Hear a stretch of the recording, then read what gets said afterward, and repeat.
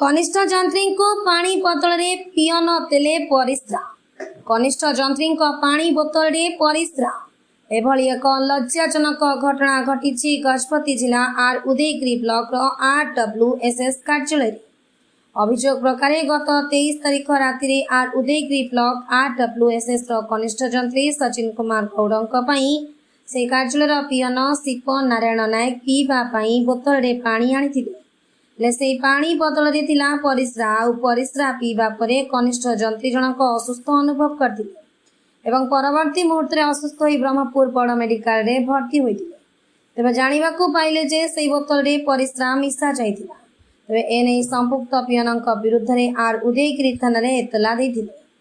एने are Udayagiri police पक्षरु तदंत चलिथिबा बेले सत्यासत्य पदाकू आसियो बोली सूचना दैछंती थाना अधिकारी। गजपति जिला प्रतिनिधि लक्ष्मी नारायण आचार्य रिपोर्ट ओडिशा टुडे।